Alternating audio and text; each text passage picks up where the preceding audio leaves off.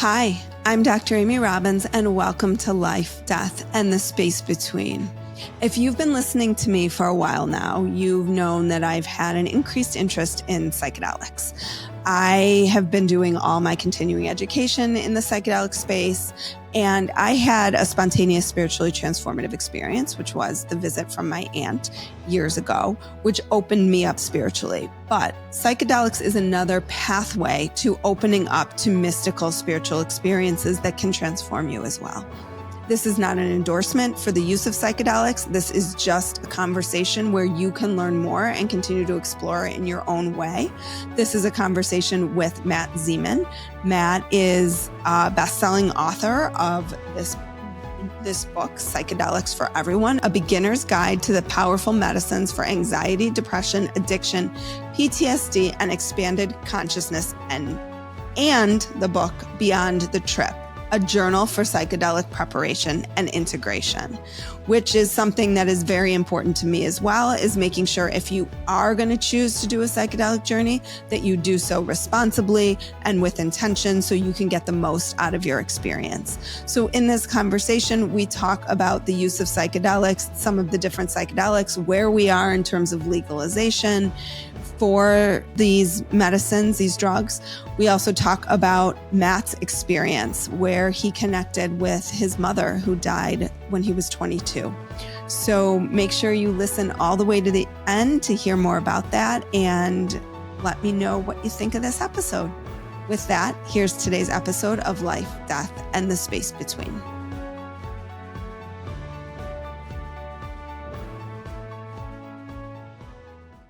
Welcome, Matt, to Life, Death, and the Space Between.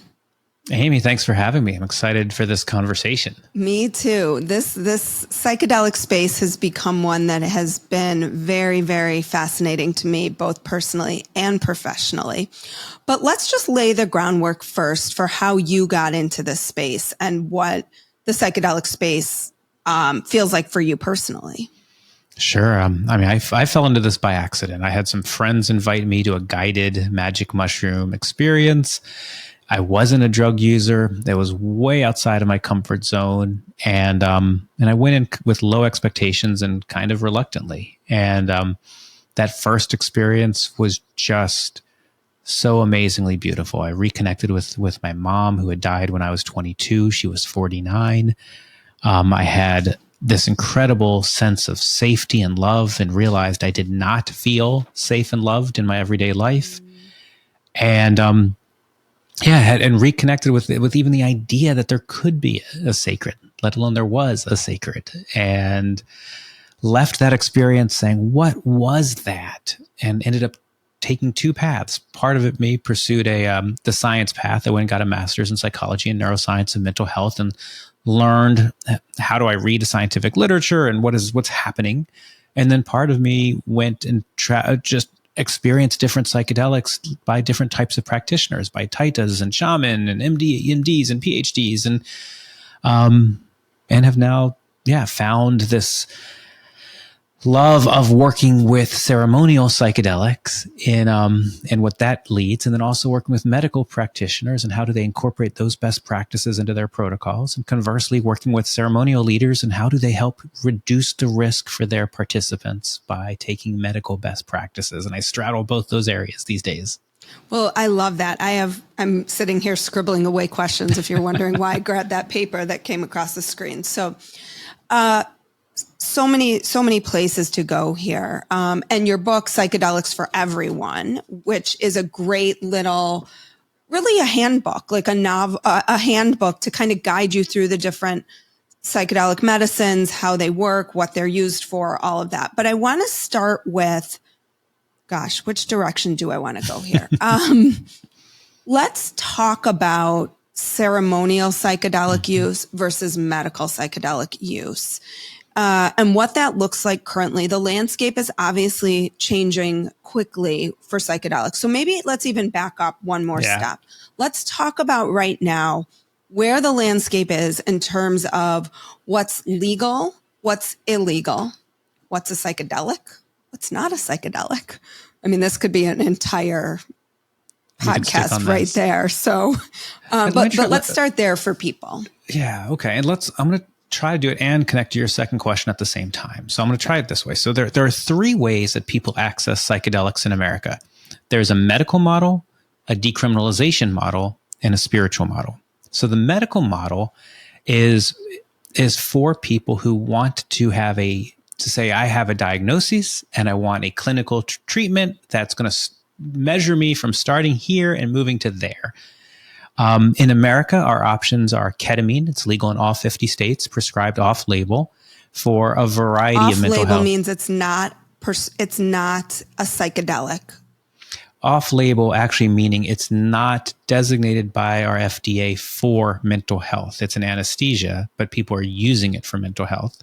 There is also not a psychedelic, right? It's a psychoactive. It's technically a dissociative anesthetic, but because of the way it works, we are classifying it as a psychedelic, even though it is not a classical psychedelic. So yes, you're completely correct on that.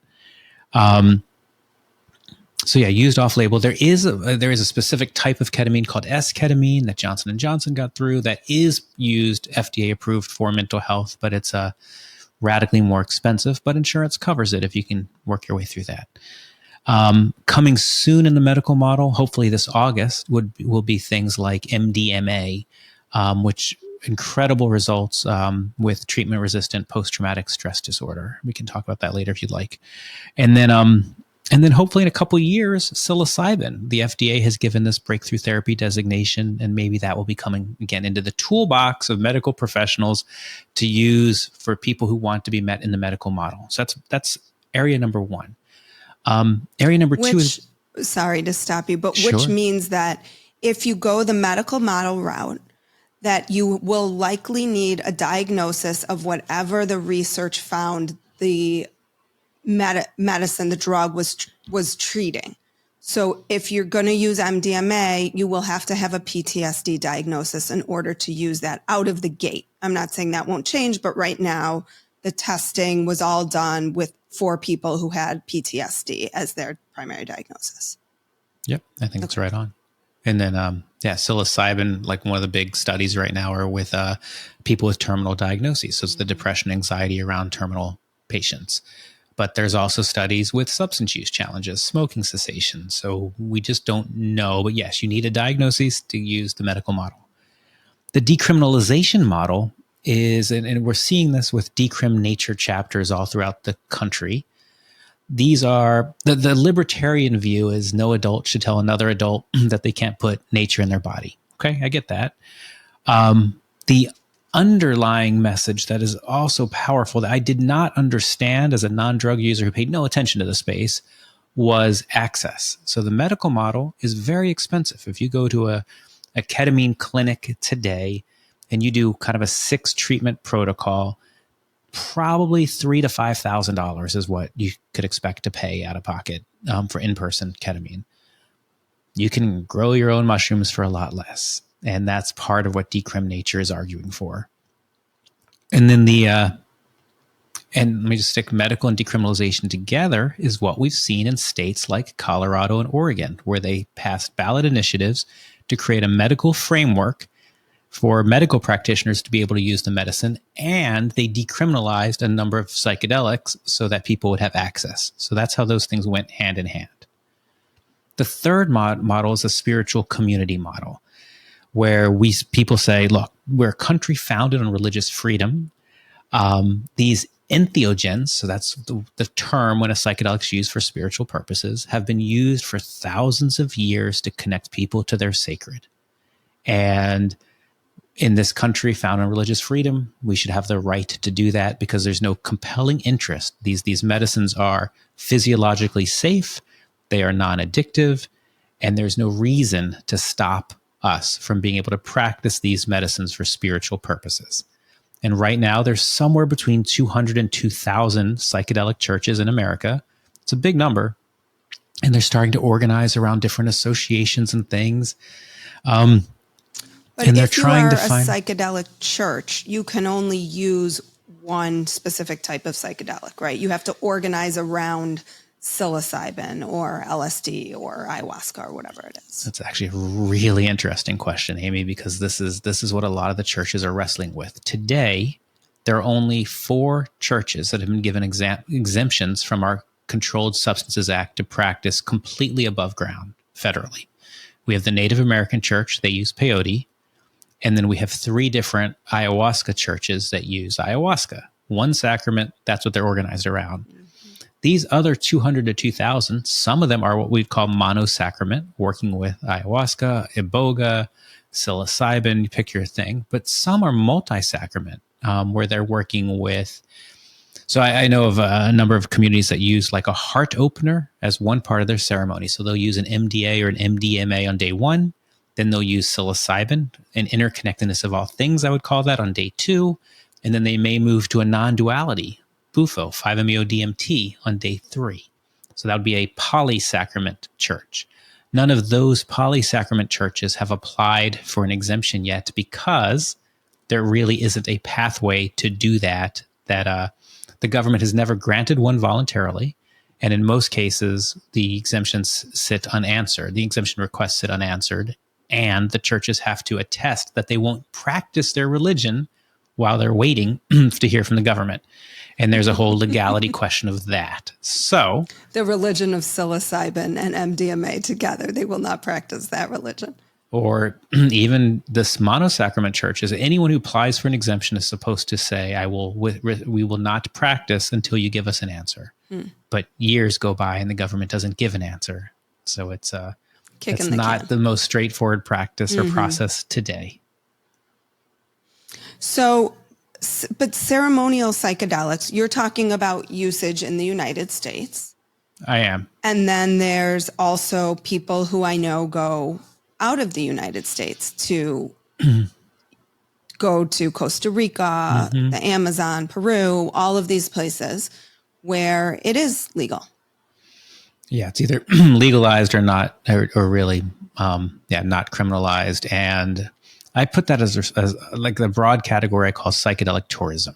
So where we're sending people outside of the country to partake either ceremonially or conscious expandingly in with these different medicines in these different places. And you're typically looking at $3,000 to $10,000 for a ceremony experience in these different locations. The Netherlands, Jamaica, Costa Rica, Peru, Colombia, Mexico all have ceremonial or tourist destinations that use psychedelics. I'm actually working on my next book is called The Veteran's Guide to Psychedelics. I'm doing that in collaboration with Heroic Hearts Project. And what Heroic Hearts Project has done is they've taken veterans and sent them down to Central America and South America to experience ayahuasca specifically to help them with their treatment-resistant post-traumatic stress disorder. Lately, they've now done 2 retreats in Oregon, which is super exciting, using mushrooms. So as their goal was to send their veterans to someplace legal, and as more and more places in America open up for legal psychedelics, I would expect more and more veterans would have access sooner with these organizations that are paying for the veterans to get these access and get this treatment. One of their studies said upwards of 80% of the veterans who went through this are emerging without a post-traumatic stress disorder diagnosis. It's tremendous results. 70% was the clinical trial results with the phase 3 trials. So it's hugely successful. And it's really hard to argue with medicines that work when everything else has failed. And we have, more than 30,000 veterans have taken their lives since 9/11, more than 4 times the amount in combat. It's just not okay. Yeah, it's horrific. And our current treatments just aren't cutting it. But do you have a sense, and I know that I'm not sure what the numbers on the follow-ups to these are, or if they've been able to do the long-term after 5 years, 10 years. I mean, I know some of the MDMA studies really started a long time ago. I mean, I took the MAPS training course. And if I recall, like some of the participants that we watched were people who were in 2012, who did the trial in 2012. I don't have that data at my fingertips. I know I've seen long-term studies or longer-term studies of psilocybin, which is showing great efficacy over a long time. I believe MDMA is showing similar things.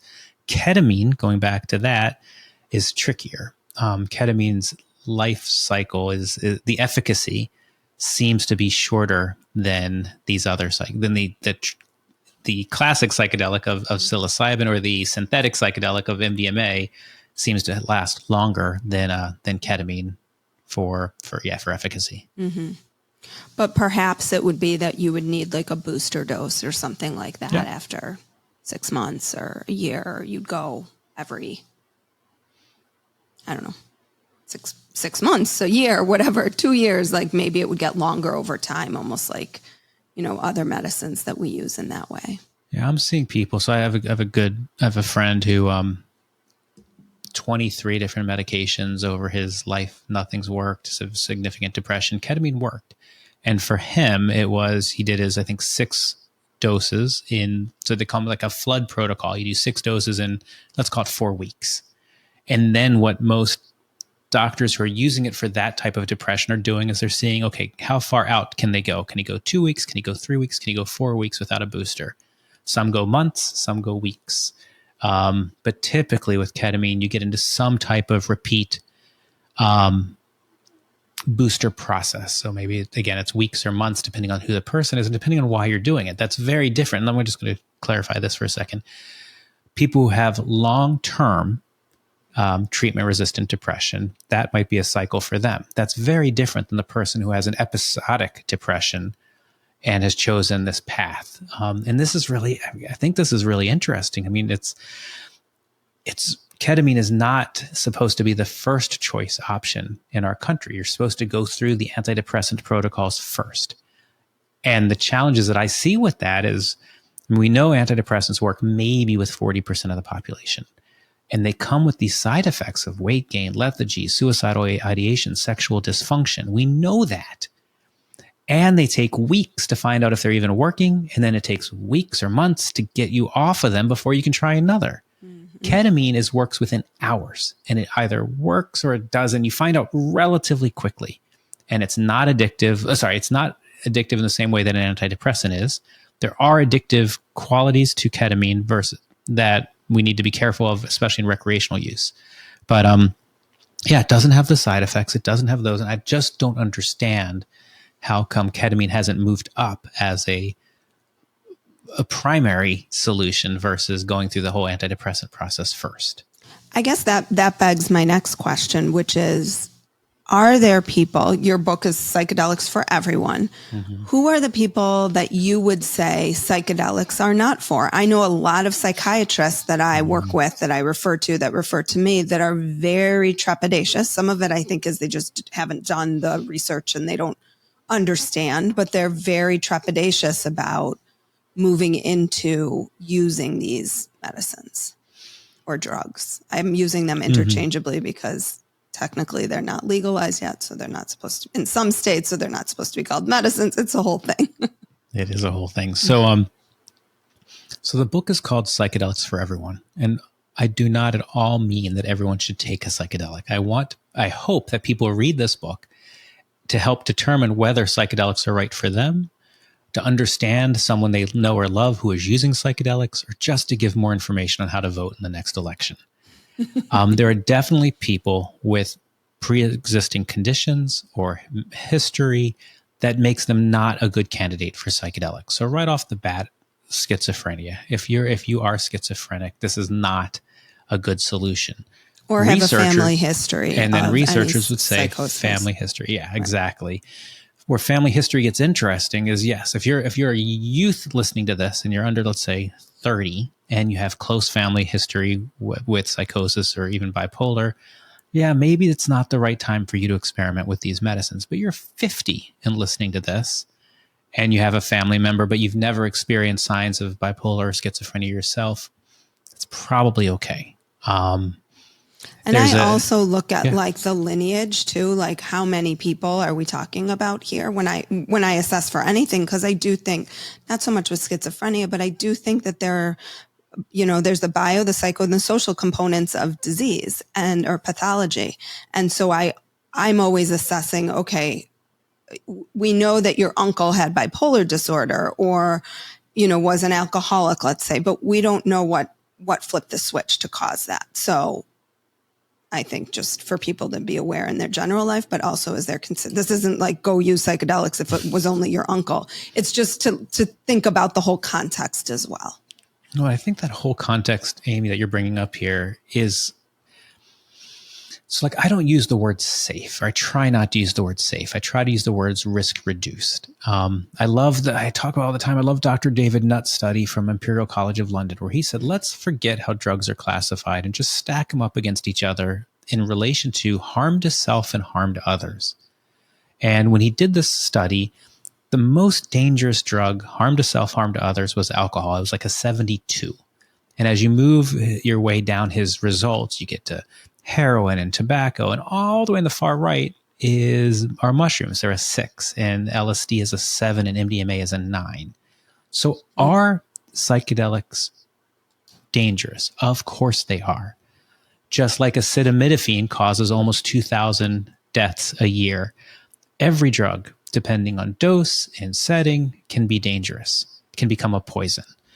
But when we talk about relative risk, these are relatively less risky than other drugs that we do every day. They are relatively less risky than other behaviors we do regularly. They're less risky than skydiving and scuba diving and those probably driving a car. Probably driving a car. I do love, like, there's people like Dr. Ben Malcolm, spiritpharmacist.com, Dr. Emily Kulpa, Kulpa, the Psychedelic Pharmacist Association. So let's talk about Ben and Emily for a second. I mean, they provide intake services. So let's pretend you're thinking about doing a psychedelic, but you have unique prescriptions, a unique background, and you just want to know, what are the risks for me? Not for everybody, for me. Going to spiritpharmacist.com and booking his health review is good. He's not going to tell you, go do a psychedelic. What he's going to say is, look, based on you, these are the risks that we know about. These are the areas that we don't know about. And then here's your information so that you can make as informed decision as you want as possible. What I like about people going to those third-party objective, relatively objective people is they're not trying to sell you anything. Mm-hmm. So those of us who are selling spiritual ceremonies, at some unconscious level, there's a bias to, we want to fill the seats. Ketamine clinics want to fill the ketamine clinics. Tourism, psychedelic tourism want to fill the retreat centers.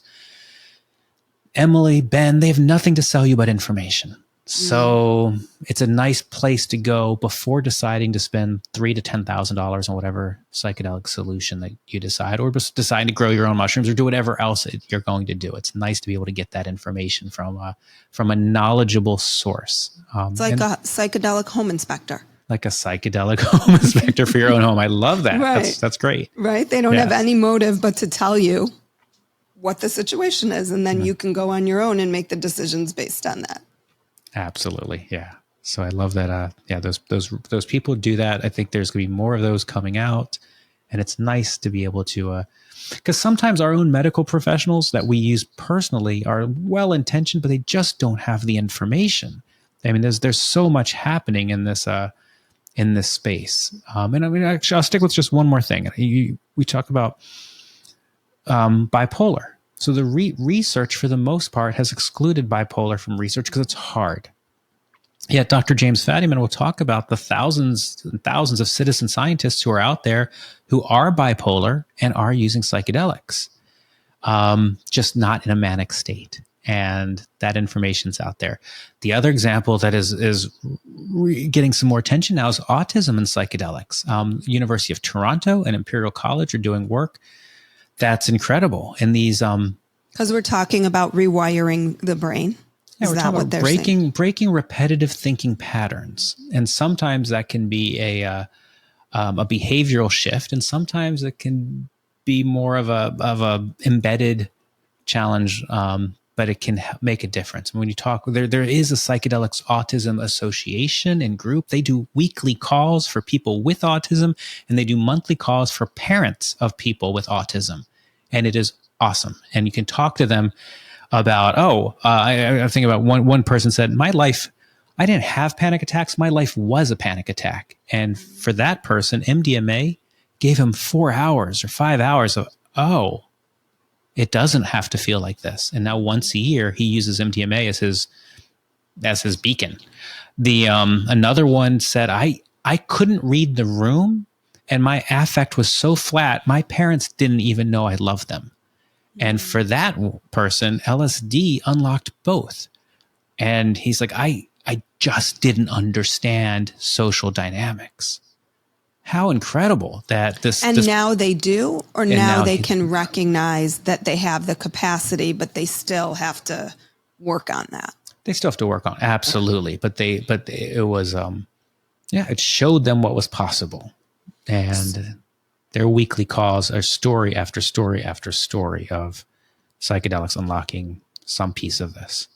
So let's talk, you mentioned before, which is, I know, a big push right now in the space. I want to talk about harm reduction and also where integration fits in all of this, because I think there's a lot of people out there that are going and they're having, they want to experience this, right? It's kind of in the zeitgeist thing to do right now. It's, everybody's talking about psychedelics. And so they're thinking, okay, I've done a little bit of research. I'm going to go to wherever, Costa Rica, pick your place, Oregon, anywhere. And you have this experience.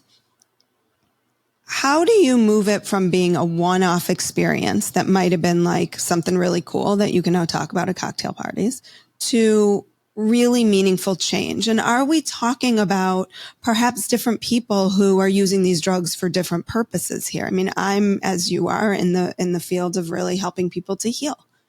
I think, experiences are great and they can be a lot of fun, but I don't think that's certainly when I'm talking about the use of psychedelics, what I'm talking about.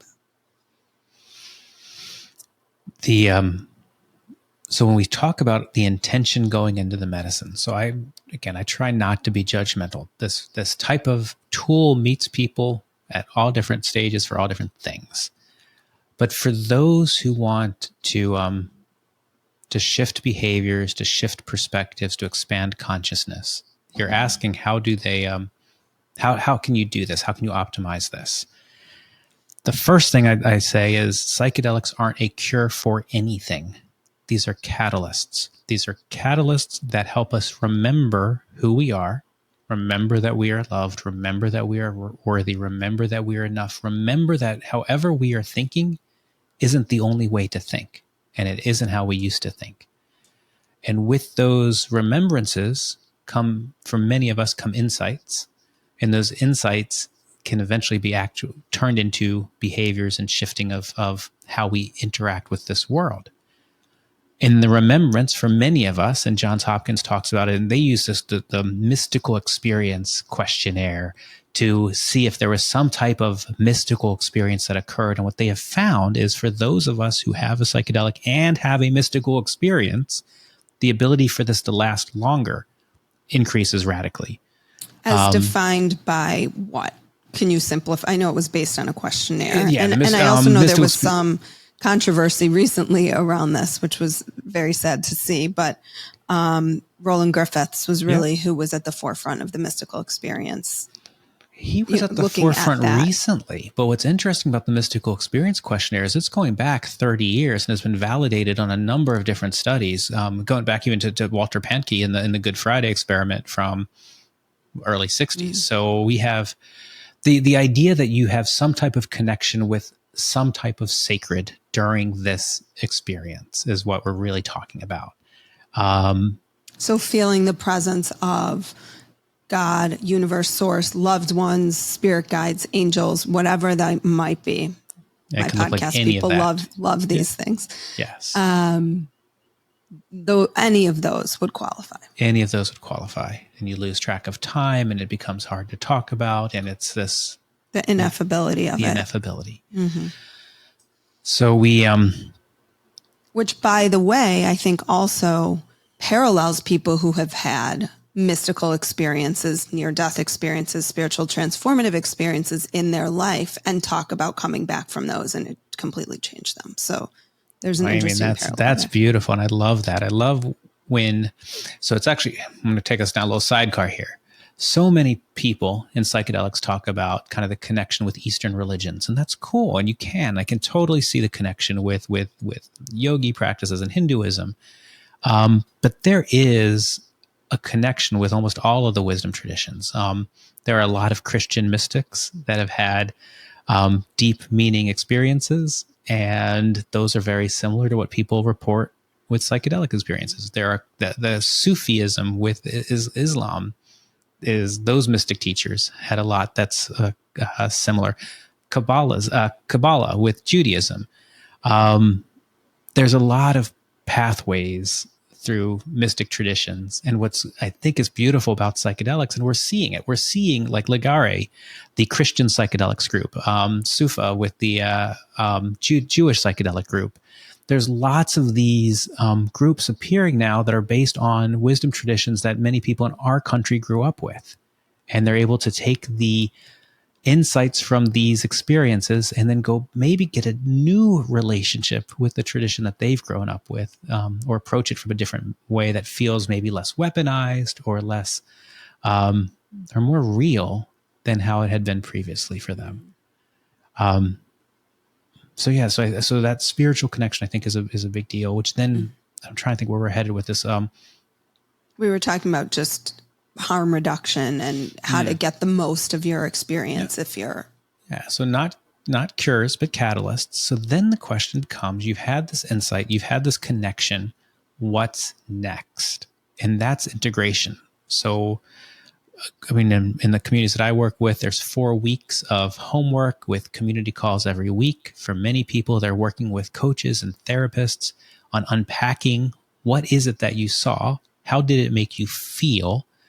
And how do you, now that you have this different awareness, how are you going to shape your life moving forward to get into alignment with this, whatever that might look like for that individual?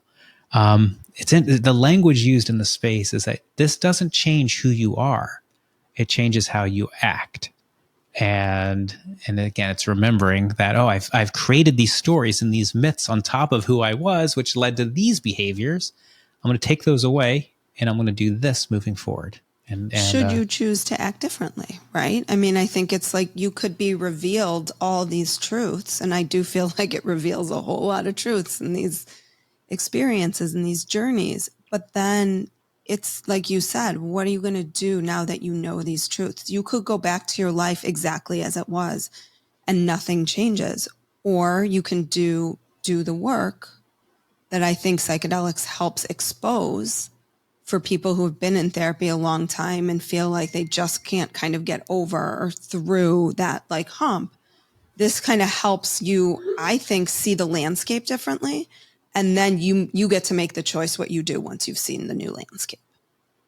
Yeah. And that is so true about this. You can do whatever you wish. You can take this as just an experience and put in the experience bucket, or you can take it as insight that I'm going to action and do that. And for those, the research shows that if you really want to actualize and optimize, working with a coach, working with a therapist, being in some type of community, following whatever tradition or that you want to, contemplative practice is important to really optimize that experience. And what about reducing harm before? Like, how do people prepare to not end up in a situation where they have what's known as, some people call a bad trip, right? Yep. There's 3 S's that Johns Hopkins talks about to reduce the risk of a bad trip. It's source, set, and setting. So source is, where did your drugs come from? If you're using the medical model, it came from a pharmacy, you can check that off. If you're doing any of these other models, asking your practitioner, do you test your drugs? How often do you do this? Is this a once in a while and you're buying from some random source, or are you doing this every day and it's your full-time career? So that's source. Set is your mindset. So the practitioner should work with you to do the health intake to make sure that everybody feels really good about my ability to have a reduced risk experience based on my prescription supplements, weight, blood pressure, etc. Mindset relates to informed consent. Did we agree on the rules of engagement? Are you going to touch me? Are you going to talk to me? Are we going to be in how many people in the room? All those things relate to the mindset going in. Have you helped me set my intention? And maybe that person doesn't, but you work with a therapist or a coach and they help you set your intention. They help you gather your resources in advance so you know when I come on the other side of this, who can I count on for support? What are my internal, my external, my transpersonal support mechanisms available to me? All of that is mindset. Is this an enthusiastic? Yes, I'm doing this for myself. Or am I doing this to please my partner or please my boss or someone else that's asked me to do this? Mindset. And then setting is the physical environment. Are you going to be interrupted by dogs, by neighbors, by kids, by phones, by Amazon? Do you have control of the music? Are they providing music? Are you providing music? Do we not want music? Are we using a blindfold? Are we not using a blindfold? What's the physical environment? There isn't necessarily a right or a wrong. It's just, do we know all these things in advance? Do we have it covered so that, again, I, as the person doing this, am comfortable in this space so that I can get into a non-ordinary state of consciousness and explore wherever I need to explore? So I want to shift here because I want to talk a little bit. We've talked about psychedelics and we're talking about macro dosing psychedelics. We are not talking about micro dosing, which is where I want to shift to. So let's first describe what the difference is. And then let's move into talking about microdosing because a lot of people are also talking about the microdosing of psychedelics. Yeah. So when we talk about ceremonial or medical model, we're talking about a large dose of a psychedelic. When we hear the phrase, I'm microdosing, that is typically 1/10 to 1/20th of a macro dose. Other words you might hear is it's subperceptual, meaning you're taking it, but you don't feel it or you don't know you feel it. Or subintoxicating is kind of the new term where you can feel it, but you can still function.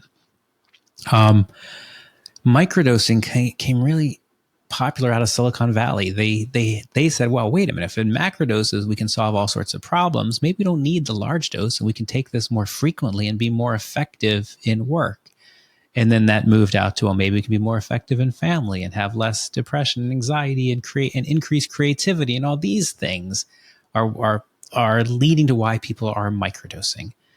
When people talk about microdosing, they're typically talking about either LSD or MDMA. Or psilocybin, excuse me.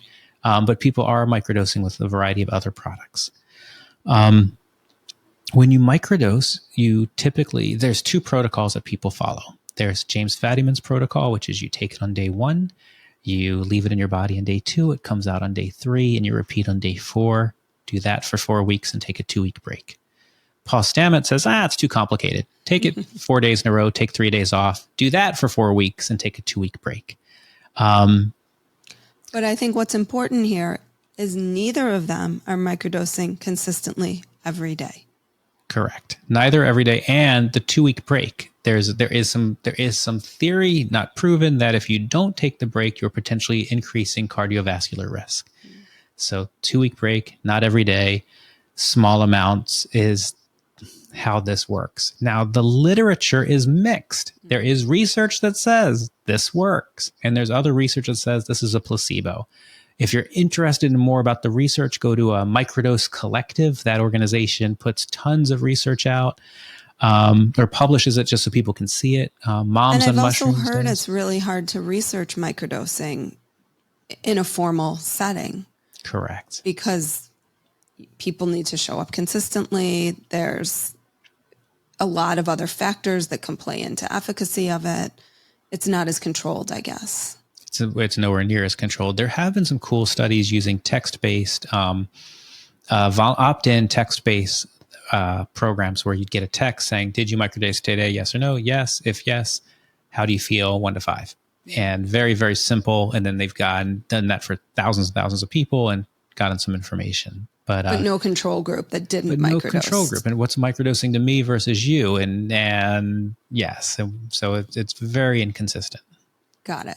So for people who are looking to microdose, it sounds like it's sort of trial and error. We're almost looking at this as like a supplement at this point. I think it is. I mean, I think so. You can go to, my website has a free guide to microdosing. You can take microdosing courses on like third wave and stuff. There's a beautiful book. It's kind of fun. A Really Good Day, about how microdosing made a mega difference in this particular author's marriage. But it is, I do think it's trial and error, and it's definitely figuring out like what is a microdose for you. Like, this is not something to try to dial in your dose on a work day. Definitely dial it in on the weekend. Right. And then picking the protocol that works for you. I have a good friend who talks about taking like really small microdosing, but every day it's before your feet hit the ground. He wants you to wake up, take a small microdose, drink your water with a little bit of salt, listen to some beautiful music, smile across your face, and sit there for 20 or 30 minutes and just bask in the beauty of the world, and then start your day.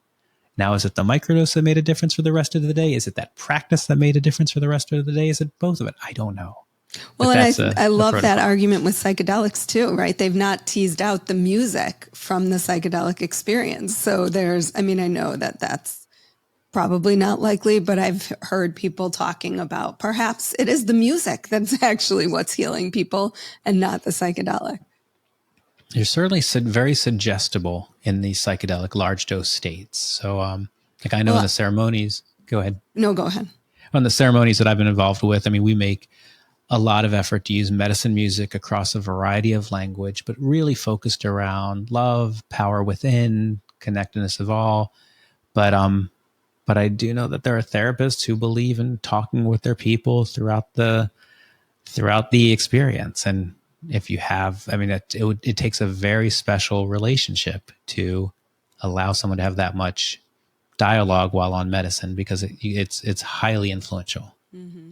Yeah, I think when I did the MAPS training, one of the things that we were certainly, many of us felt, one, it was such a powerful training without any medicine, like just so heart opening, so connected. So, the level of empathy and intensity of emotion was unlike any training I'd ever done before.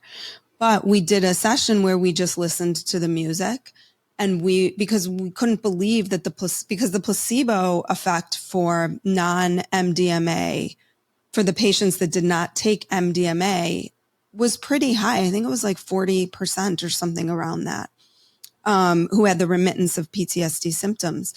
And when we listened to the music, you could very easily get into kind of a semi-altered state. So we could see in that moment how it would be easy. I don't know, easy, but certainly if you had the placebo and you were having experiences like this, you might question whether or not you had the placebo.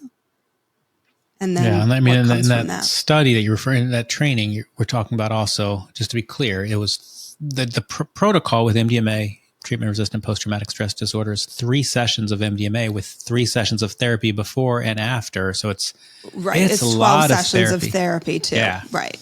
It's a lot of therapy. And it's that beautiful music, and it's the attention of 2 people in the room on one, and it's the medicine, and it's the knowing you're in a clinical trial. And there's a lot of factors that play into it. Yes, there are. And it's working. And it's working. And people while the placebo are getting is their good, lives back. And they're getting their lives back. And while the placebo is good, the medicine was almost twice as good, which again is still phenomenal. It's all good. Okay, so we know that this type of intention to this type of challenge is helpful. Right. So I want to go back to where we started. You said you lost your mom. She was 48. You were 49. Yeah. You were 22. And you reconnected with her. When you say that, what was that experience like? It was just incredible, Amy. Again, it was all new to me, and I'm in this mushroom state, and kind of feels like a wave. So I was kind of like out of it, and then all of a sudden my awareness, I became aware, being aware of aware, and I could feel Yeah. My mom next to me. And I was like, and it wasn't my intention. It wasn't expected, but I could feel her, and I could feel this connection that I could kind of pull the energy from her to me, to my children. And then just bam, I realized like, oh my goodness, I'm carrying her forward, and my kids are carrying us forward.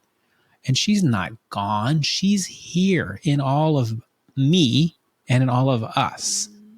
And I went from like, I had given up on God. I have given up on all of it at 22. I was a Christopher Hitchens fan. I was just, I was not having it. And immediately it's like, oh, of course she's here. And, yeah, it was so, it was this massive weight reduction and healing that just took place in moments that, I hadn't experienced in what, 24, 25 years. So it was a big, yeah. She had been gone longer than than the difference between how old I was and when that happened.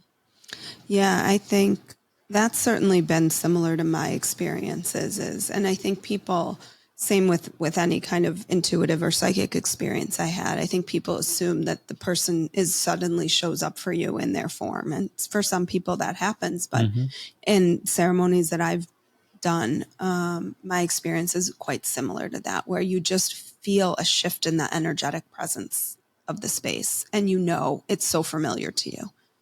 And then you just know, and my experience has been like, I've gotten answers and clarity and wisdom that was so clearly from them. And so much healing, I think too, can happen even in that space, even if they're not embodied. That's really beautiful. Incredible. It's just all this language around this.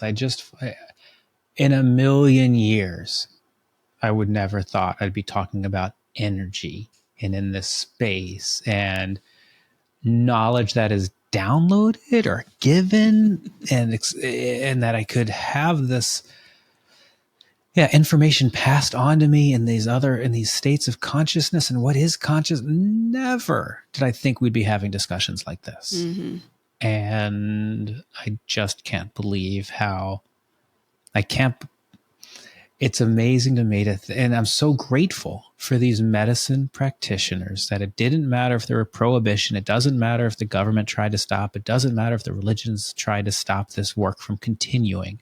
These medicine carriers for these thousands of years have carried forward with these traditions, which allow us here in 2024 to have 300 academic institutions studying this because they never stopped. And I'm so grateful to be alive now where we have all of this happening. We have this scientific and academic insight, which is helping to change public perception. And we still have these spiritual leaders who are saying, great, now that you're catching up, here's a way you can use these tools. And I love what Alan Watts says. He said, in the old days, there were just healers, and the healers were medicine healers and spiritual healers. And we in Western society have separated those roles, and we gave pure science to the doctors, and we've given pure spirits to the clergy. And it's fair to say that if we give psychedelics just to the clergy, that they might not have the most knowledge on the brain and the body to keep us safe. Great. Conversely, if we allow medicine practitioners to initiate or occasion spiritual experiences with no spiritual training, that doesn't keep us safe. So what a time for collaboration. What a time to come together. What a time to move all of this information above ground where we can all share best practices, share facilitators and people, resources, and help keep us safe and help us make these experiences as optimal as possible for each of us. It's just an incredible time to be alive with this. Yeah. And you just answered my question, which was, where do you think the intersection of science and spirituality is headed? Because this is a big kind of pillar for me, is spirituality in the space of mental health. Now, how I got to all of this work was through a spiritual transformative experience that was non-substance induced. So that was an amazing blessing that transformed my life. But I think that those conversations on both sides gets shut down, even in the psychedelic space, right? These spiritual mystical experiences. I mean, what we were talking about before was this New York Times article that basically really undermined, I think, and a lot of Roland Griffiths' work in the space of the mystical and how important the mystical experience is. It's not what makes a psychedelic experience per se, but it can be a big component of it. And so I'm just curious where you think the future is headed. And do you think these two, that we can embrace spirituality from more of a medical science perspective? I think it's already happening. So we can look at the work of Roland Griffiths. We can look at William Richards. We can look at Stanislav Grof. We can look at Bob Jesse.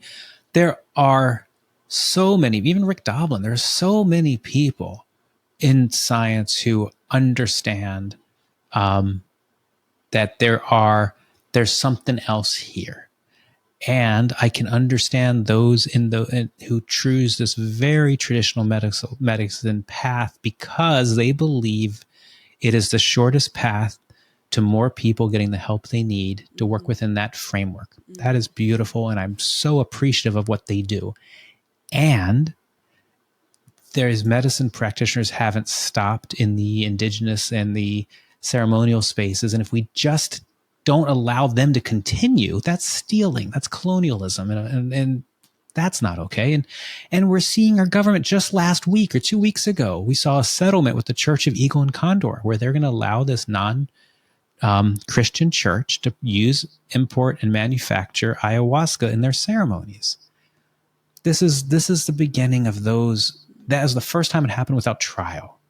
So we know as a government that our government knows that they need to find a way for spiritual to practice, and especially in this country. And they know that before you're making medical claims, we want to go through these checks, these gates. Beautiful.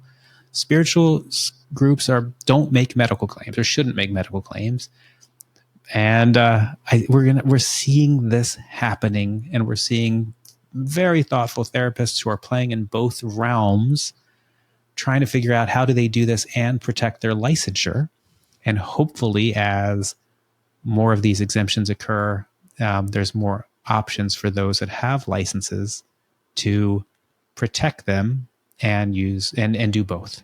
Does that make sense? Yeah, it makes a lot of sense to me because I feel like I straddle both those spaces and I'm always holding those questions as, what does this look like? Even not psychedelic, but other spiritual practices that many people have, that many clinicians have reached out to me about in terms of, what we were talking about are these downloads and some kind of wisdom, intuition that they are getting for their patients. And they're really struggling, clients, really struggling with what to do with it because it either proves to be true in some way or could help further their work, but ethically they feel really constricted by what is considered, practicable, evidence-based medicine versus these other really powerful experiences that could help people heal. So Matt, if people are interested in your work, they want to know where to find you, all these great resources that I'll try to include some of them in the show notes, as many as I wrote down. Where can they find you and learn more about just basic psychedelic use, what you're doing? Yeah, thank you for that. So my books are available everywhere books are sold. So Amazon, Audible. The new book, Veterans Guide, will be out August 1st, and there'll be a free version for coaches and therapists to use if they're working with veterans. That's a complement to the preparation and integration book for the veterans. My site, mattzemon.com, has a bunch of videos and the microdosing guide. I'm always happy to answer questions, even to get on a short call and have a discussion if people would like to do that. I welcome that opportunity. And then I work with Sacred Path Community, and we have a mailing list of our kind of events that we do. We're going to be going down to Costa Rica in January, and we do some beautiful work. So people can also go to Sacred Path Community and sign up for the mailing list there. Well, thank you so much, Matt, for your time today and for really continuing to bring forth, I think, these really important this important awareness so people can go in and use psychedelics safely so we can continue moving forward. Because my fear in some of this is that if it's like the Wild West, the government will pull back and we'll lose all the footing that so many have worked so hard to gain and to ensure that that many of these drugs do become legal medicines that can be used for healing, because God knows we need it now more than ever. Absolutely. And what a beautiful time to be in this space, Amy. And thank you for what you're doing. And thank you for bringing this licensed perspective and stepping into the spiritual with your practice. Thank you. Thank you. Like what you heard today and want to hear more? Wondering what comes next and what it all means? Head over to Apple Podcast, Spotify, Stitcher, Google Play, or anywhere you get your podcasts and hit subscribe. Also, if you could take a minute to rate and review my podcast, I would really appreciate it. Stay tuned as we continue to explore life, death, and the space between.